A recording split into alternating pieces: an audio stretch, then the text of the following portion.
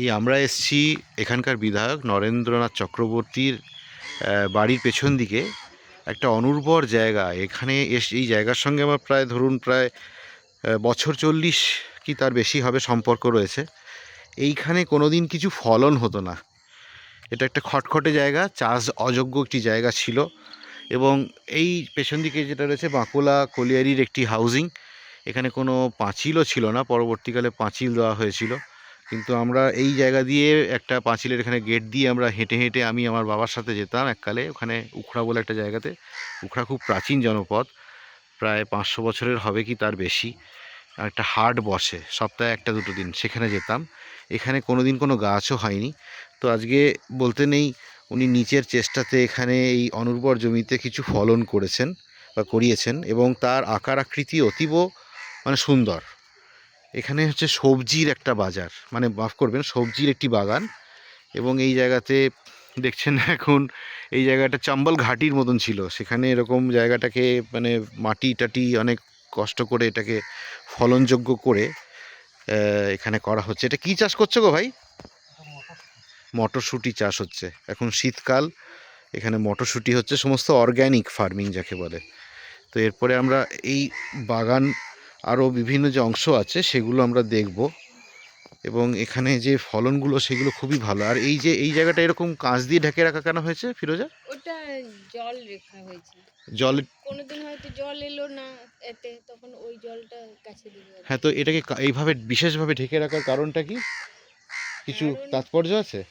না, সেরকম কিছু না। জলে ময়লা যাতে না পড়ে, মানে উপরটা খোলা আছে, ধুলো আছে, কিছু এই পড়ে গেল আর গেল, সেই জন্য এখানে একটু ধুলোর ব্যাপার আছে। আর এই যে পেছন দিকে, আমি যখন এখান থেকে 40 বছর আগের কথা বলছি, এই জায়গাটা পুরো মরুভূমির মতন সেমি ডেজার্ট ছিল, লাল মাটি, একটা গাছ নেই। এবং এইসব জায়গাতে অনেক চুরি ডাকাতি হতো। আমাদের বাড়িতেও একটা ডাকাতি হয়েছিল, তো সব ডাকাতরা এই মাঠ দিয়ে তারা পালিয়ে গেছিলো। এখন সেই দিন পুরো পাল্টে গেছে। অনেকটাই সব কিছু আইন শৃঙ্খলা, আইনের শাসন যাকে বলে এসছে, এবং উন্নতি হয়েছে আর কি। এবার আমি পরের অংশতে যাচ্ছি। এই অংশটাতে বিভিন্ন পাতাবাহারি এবং বাগান বিশিষ্ট গাছ রয়েছে। এখানে নরেনদা কাজ করছেন, মানুষের নানা রকম যে সমস্যা সেগুলো তিনি শুনছেন এবং প্রতিকার করছেন।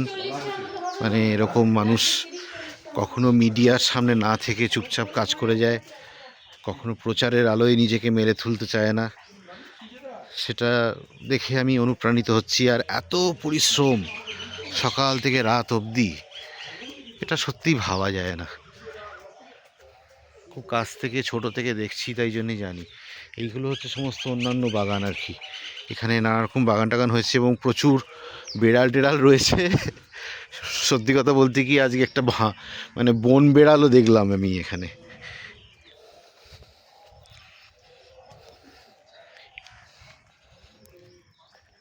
এই বাগানটাকে নরেন চক্রবর্তী বা নরেনদা, তিনি নিজে হাতে করেই প্রায় করেছেন। এবং সারাদিনের ঝক্কি ঝামেলা সামলে সকাল থেকে এসে এই বাগানেই হাঁটাহাঁটি, কি হলো না হলো সব খোঁজ খবর এইসবগুলো করেন।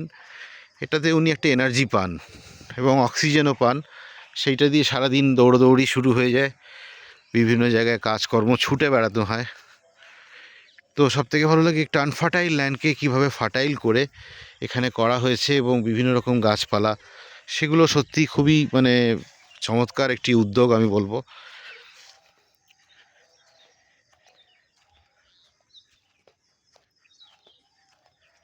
এই ইউক্যালিপটাস গাছগুলো আমার মনে আছে আজ থেকে প্রায় 30 বছর কি 35 বছর আগে কোল ইন্ডিয়ার তরফ থেকে লাগানো হয়েছিল। অস্ট্রেলিয়ার এক ধরনের গাছ ইউক্যালিপটাস, কারণ এই জায়গাটা একটা সেমি ডেজার্ট জায়গা, এখানে অন্য কোনো গাছ হবে কি হবে না সেই নিয়ে খুব দুশ্চিন্তা ছিল, তাই জন্য ইউক্যালিপটাস লাগানো হয়েছিল। কিন্তু এখন এখানে সব রকম গাছই হচ্ছে, কারণ এখানে একটা জলের একটা ওয়াটার সাপ্লাই তৈরি হয়েছে, এবং তার সঙ্গে বিভিন্ন যে সার, সেই সারগুলোকে জোগাড় করে করে এনে জিনিসগুলোকে সিস্টেমেটিক্যালি করা হচ্ছে। এখানে দেখতে পাচ্ছি প্রচুর লঙ্কা চাষ হয়েছে।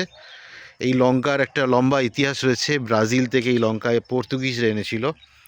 ইনফ্যাক্ট আমাদের বেশিরভাগ সবজি বিদেশ থেকে এসছে।